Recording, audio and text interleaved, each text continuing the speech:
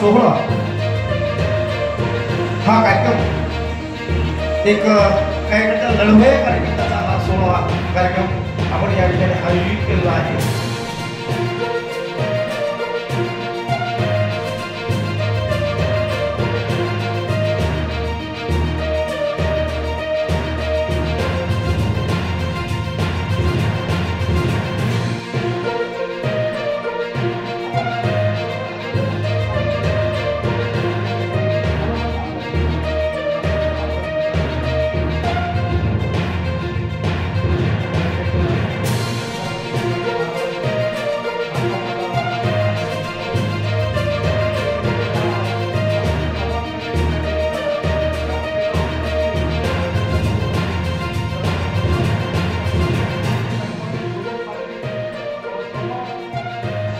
सन्माननीय संजू पाटील सांगली भाग आणि इतर शहरी भागामध्ये सुद्धा हे नाव सध्या या माणसाला सर्वसामान्य माणसाचे नाव घेऊन म्हणजे खऱ्या अर्थाने एवढ्या तळमळीने काम करणारे युवा नेतृत्व या दक्षिणचं सन्माननीय संजय पाटील वगैरे यांच्या या संवाद बैठकीमध्ये आम्हाला येण्याचं भाग्य मिळालं। खरंच आम्ही भाग्यवान समजतो आणि येणाऱ्या काळामध्ये अशा नेतृत्वाला सर्वांचे आभार मानतो। आता नांदेड दक्षिण ते काम करत आहेत 5 वर्षाला। मी म्हणलं एक बार येऊन आमदार होत नाही, मतदारसंघात सतत लग्न असेल, अंत्यविधी असेल, काही दवाखान्याच्या अडचणी असतील, काही रक्ताच्या अडचणी असतील, तूच आमदारकी लढव आणि तू आमदार हो। मी म्हणलं ठीक आहे, तुमची इच्छा असेल तर बघू।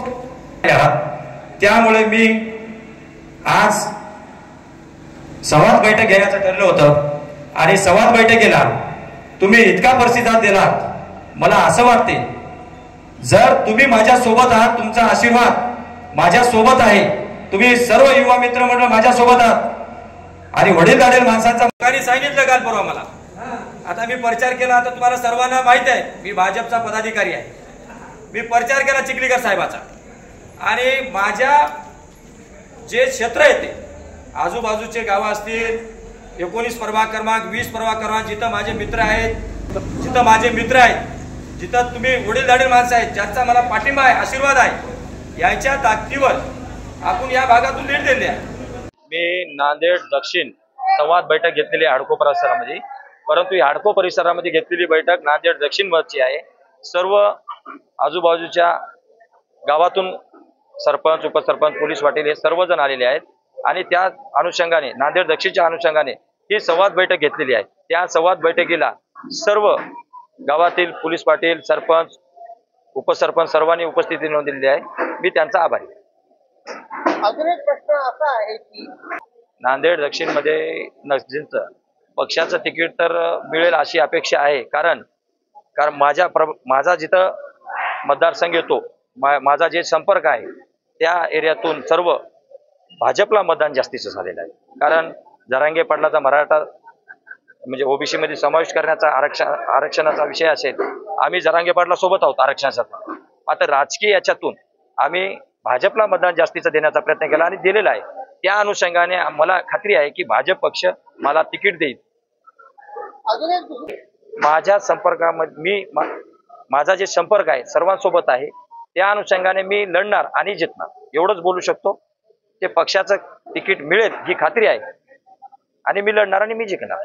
व जनतेच्या सर्व नांदेड दक्षिण मधील माझ्यावर प्रेम करणाऱ्या सर्व जनतेच्या अनुषंगाने सांगितलं की मला जे आज मी जिथं फिरतो त्या भागातले सर्व वडीलधारी माय माऊली, मित्र, भाऊ, मोठे बंधू असतील माझ्यापेक्षा वयाने, ते सर्वजण म्हणतात की आता नाही तर कधीच नाही, तुला दक्षिण लढवावं लागेल आणि आम्ही पूर्ण ताकदीनेच आम्ही तुझ्या सोबत आहोत। त्या अनुषंगाने सांगलो, मी म्हटलेलं आहे की मी लढणार त्यांच्या सर्वांच्या ताकदीच्या अनुषंगाने। सर्वजण जे आलते त्यांच्या सर्वांच्या आशीर्वादाने, सर्वांच्या ताकदीमुळे सांगतोय मी लढणार आणि मी जिंकणार। अजून एक प्रश्न भाऊ असा की आपल्या मी जनतेमध्ये राहणारा माणूस आहे। आता जे जनतेचे मी कामं करतो अशाच प्रकारचे कामं राहतात आणि ते मी आमदार झाल्यावर याच्यापेक्षा आमदाराचं वजन काय राहते तुम्हाला माहिती आहे।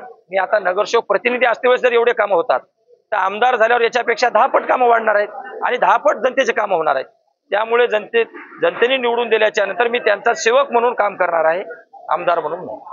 आणि त्या आपण असं म्हटलं होतं की नांदेड उत्तर मध्ये ग्रामीण वुमन्स हॉस्पिटल आहे म्हणजे महिलांचं हॉस्पिटल आहे की आपण आणण्याची इच्छा व्यक्त केलेली आहे. त्या अनुषंगाने आपण काय सांगणार? इच्छा व्यक्त केली नाही, मी आमदार झाल्याच्या नंतर आणणारच. आणि नांदेड दक्षिण मधून इतर जर तिथं काही म्हणजे प्रॉब्लेम आला डिलिव्हरीचा, तर आपल्याला पेशंट नेण्यासाठी आपल्याला त्या टोकाला जायचं म्हणजे अर्धा तास लागतो. त्यापेक्षा आपल्याच मतदारसंघामध्ये ते आणणार आणि जनतेची सेवा करणार.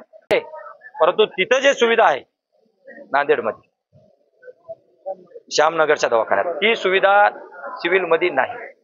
आम्ही सिव्हिलमध्ये आताही जातो, तिथं फार अडचणी येतात. मात्र मी काही पेशंट आता श्यामनगरला पाठवले, तर त्याच्या तिथं जे सुविधा उपलब्ध आहे ती नाही. त्या अनुषंगाने ते हॉस्पिटल जे सुविधा तिथं आहे ते हॉस्पिटल आपल्या भागामध्ये आणणार आणि आपल्या गोरगरीब जनतेचे काम करणार, सेवा करणार.